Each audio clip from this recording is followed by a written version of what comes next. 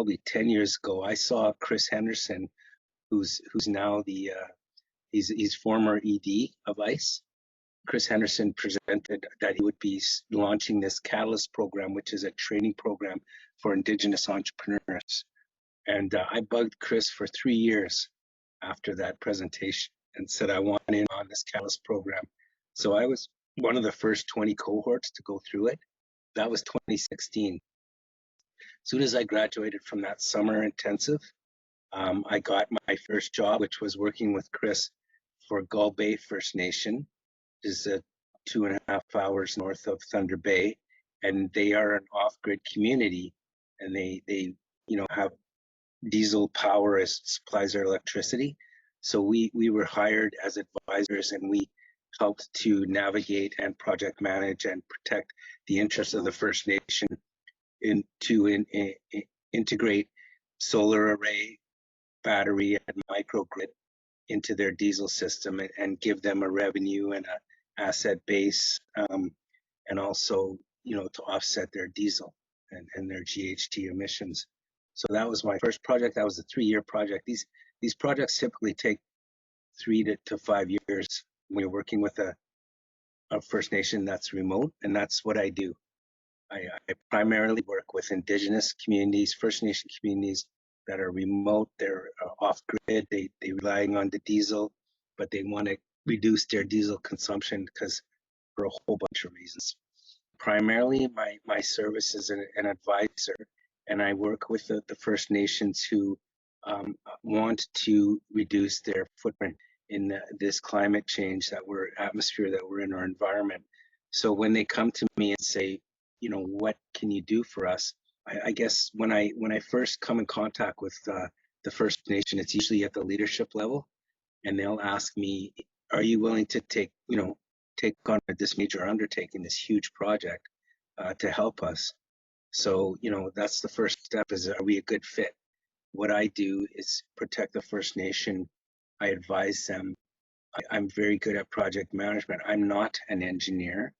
I am not a technical expert in, renewable energy, but I know very well how to manage a team.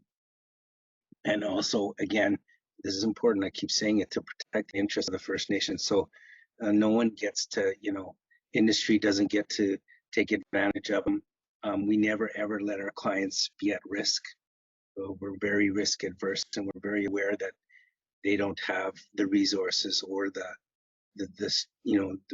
depth to do these kinds of projects, but they need people like myself and my other project lead team to help them achieve their goals, right? Which is becoming an energy supplier in their own right.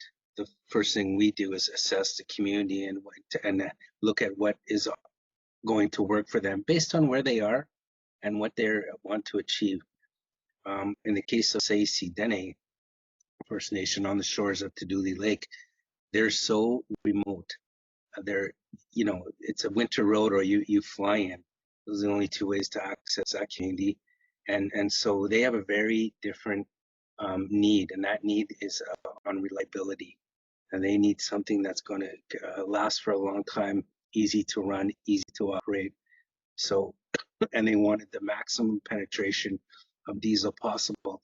There we looked at their wind regime and figured out that you could combine wind turbine power with solar power, microgrid, and a battery, and you could achieve 60% offset.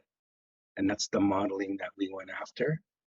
And so the first thing you do is after you get your team set up, or maybe it's just your project lead team, then you look for an engineering firm that's going to do the modeling and going to carry out the wishes of the First Nation based on penetration of their diesel systems.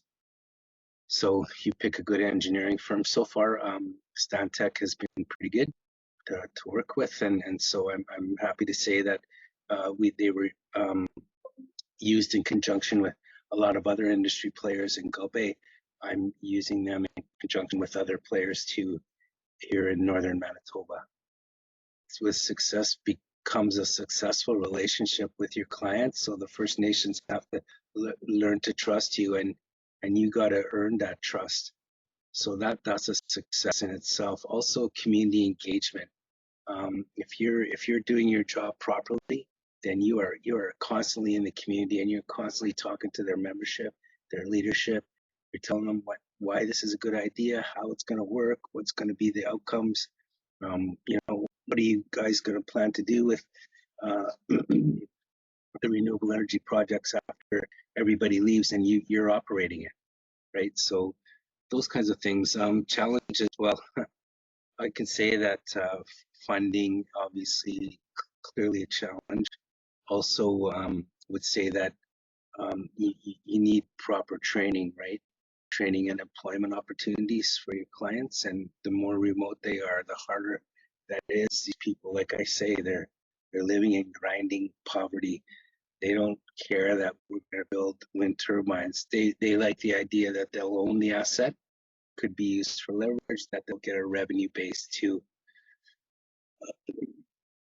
reduce greatly their diesel dependency. But until your project's commissioned, they're just literally fighting for their food security, their safety, their way of life, and I mean, they got the basics to worry about. It's very unfortunate, but it's true with our First Nation, especially the remote reserves. One of the bigger challenges too was traveling to the community when they're in crisis. Probably 3 or 4 charters have been canceled at the request of the community, whether it's deaths in the community or other emergencies. One emergency was that the community actually ran out of gasoline to power their vehicles. They couldn't even drive one of their sick members to the clinic. So that becomes an emergency. They're like, don't come. If their members are abroad and they pass on to the spirit world, their bodies get flown back into the community, and that decides when they're going to have their funerals. And so, again, you have to respect the custom and the culture. A lot of times we try to engage the community or engage leadership, and it's hunting season. Well, forget it. Like, they're out hunting, and they're not going to stick around to meet with you when they only have that small window, right? In the Saisi Dene's case, it's the caribou herds that they want, right? So, and with all of those challenges, it's important that you understand the culture, who you're dealing with, the history of their culture, what happened to them. In the case of Saisi Dene, it's horrific what happened to them with their relocation, forced relocation, and deaths and lost membership. And for them to still be, making a very good community-based, like First Nation, it's very impressive. Like, they are resilient beyond words. With the case of Gull Bay First Nation, like, it was the utility building the dams that flooded out their land and sent their cemetery, their bodies floating down the river. So talk about injustices that you can't even fathom.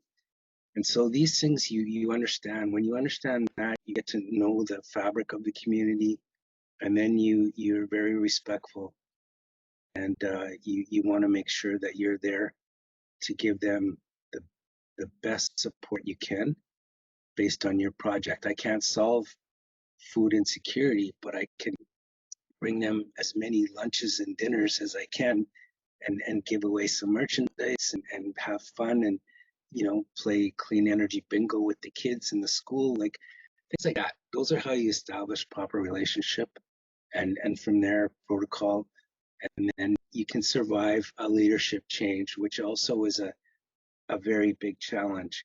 Is Indian Act and these election things that never were part of their history, right? But they were forced into these elections.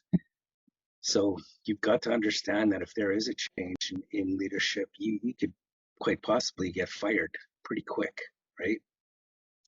So that's important too, is that you maintain a neutral, but also a caring, and you're willing to work with any leadership that gets voted in by the community. And so far with Saisi Dene, it's worked well. And luckily with, and even though there was a change, case of Gull Bay, it was same leadership, so we were, we were safe that way. But just another challenge you got to overcome. And then our culture, our beliefs, like, of course, treat everyone with respect. Try to take care of each other. Like, those things are all part of the philosophy of doing business in First Nation country, or any Indigenous country. Métis, of course, they've showed a lot of interest in renewable energy here in Manitoba, and so I've bid on a few things, but they're doing it, which I'm totally supportive of. We've got a headquartered building here for the Métis Federation that has rooftop solar all over it.